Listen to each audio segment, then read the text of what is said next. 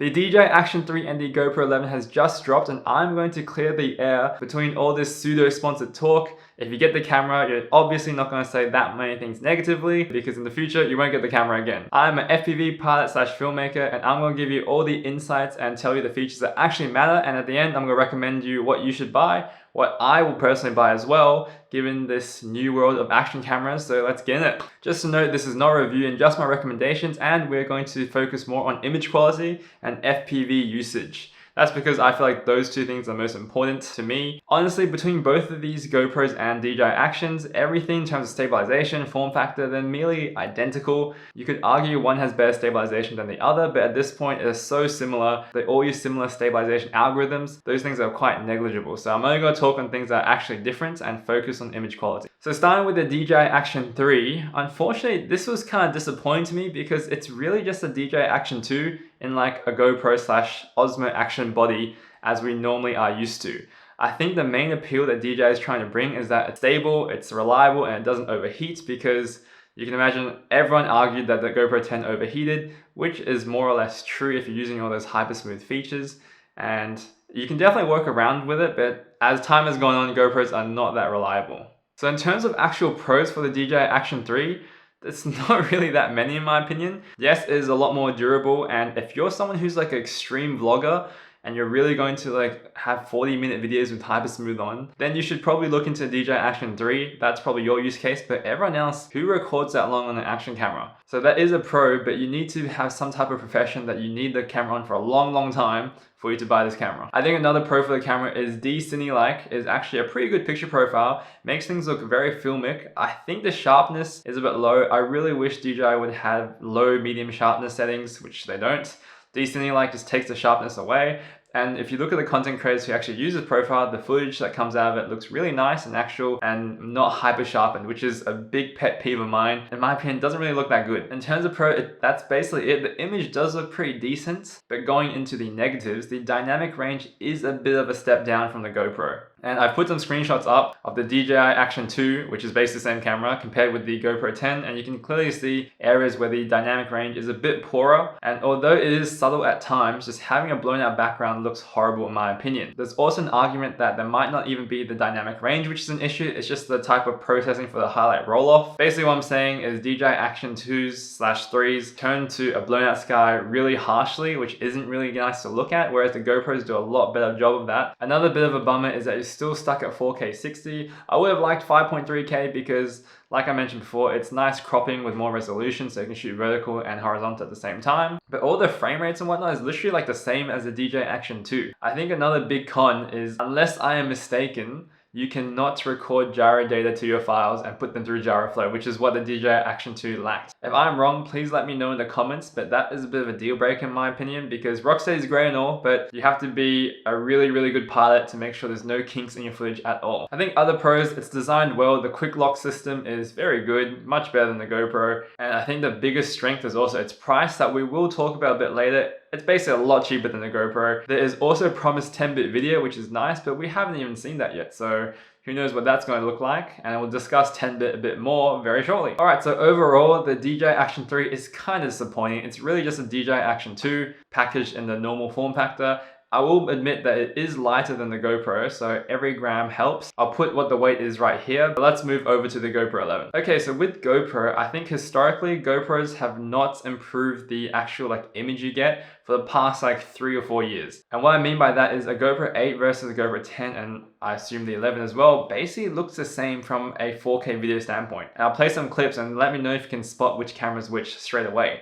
I think the only giveaway is that my GoPro 8 couldn't shoot 5.3K, so it may look a bit more detailed. If you think you've got a new big sensor in the GoPro 11, that's just not true. It only got taller, so it's not going to improve your low light, and any improvements will be marginal at best, maybe include some software noise reduction, that's about it. But when we compare both of these cameras, the Action 3 and the GoPro 11, both low light capabilities are not really good and basically on par in my opinion. An action camera with actual good low light capability is the Insta-1 RS, so keep that in mind. So moving on to the pros of the GoPro 11 is that the 8x7 aspect ratio is actually a game changer. You can literally film 5.3K 30 FPS at 8:7 resolution, which means you can shoot vertical and horizontal at the same time, which is honestly mind-blowing. So the 8:7 video is super smart by GoPro, and I wouldn't be surprised if that was the move from the future for every action camera, because that functionality is revolutionary in my opinion, and honestly a reason why I should go buy it straight away. Now let's also talk about the big other change is the 10-bit video. So both of these cameras now have 10-bit video, but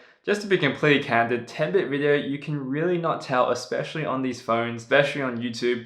It's because all these algorithms compress the big files, so you can barely tell the difference of 10-bit video versus 8-bit video. If you don't know what that is, long story short, 10-bit video has more color information, so you can push the colors more in each direction, but I'll show you some 8-bit versus 10-bit videos right now of two professional DSLR cameras, the ZV-E10 and the A7 IV, and you won't be able to tell which one's which. I saw some reviewers compare the different footage from the GoPro 10 and 11 with 10-bit versus 8-bit, and it was just comical because they made the ugliest looking grade push the colors ridiculously that you would never do to only show the difference. So if you have to do that, there's really no point. I mean, there might be a little bit less noise if you push the colors and do some color grading. If you don't color grade, you shouldn't even buy it in the first place. That's the only use 10-bit has. Long story short, you can't really tell at all, and it's a bit of a fad, especially because the sensors are not big and you're posting everything to social media. Maybe if you're making a feature-length film and you need the best quality, you can maybe justify it. But if you're just a regular person like me, and you post everything to social media, which is like 99% of the population, there's no point in buying a 10-bit video, especially these small GoPro/Action 3s. I believe the weight of the GoPro is basically the same, 150 grams, and apparently the Mini is only 20 grams lighter. Like, I hope that's wrong, but how can that be possible? It's a lot smaller, only 20 grams, like that is kind of crap in my opinion. So I guess the only reason you'd buy it is because it's cheaper. And then the other punch in the guts is that the Mini comes out like a month or two later than the GoPro 11. So overall, with the GoPro 11, there really isn't that many cons because I do feel like it is industry leading and it kind of just stomped under Action 3 in my opinion. But I think the biggest con, and moving along to price, is the price. So the GoPro 11 in Australian dollars is $650. Are you out of your mind? $650, that is borderline like 2/3 of a ZV-E10, which is like a APS-C like hybrid camera. In US dollars, it's $400, which is not as bad, but at the end of the day, the DJI Action 3 is a chunk cheaper. In Australian dollars, it's about like $150 cheaper, which is a fair amount, especially if you're flying FPV, because I lost my drone recently. That is a high liability, and if you're losing a GoPro 11 in the water, I would be extremely sad because it's so expensive. The GoPro 11 also has great stabilization. Honestly, all these cameras have great stabilization at this point. Because we have Real Steady, we have the gyro dial, we have gyro flow, it just works so easily with GoPro. So I don't think as an FPV pilot, you could probably jump on the DJI Action 3 unless you can get the gyro dial. Alright, so when you cut the crap, there's really not that many new features with both these cameras. Let's go to who should buy what camera. If you are someone who needs a really reliable camera that doesn't overheat, and I imagine the 11 probably will struggle as well because 10-bit requires a lot more processing power, then you should probably buy the Action 3. This is someone who records maybe upwards of 20-30 minute videos at one go, which I don't think is many of you. For the rest of us, it was pretty evident that the GoPro 10 was already better than Action 2,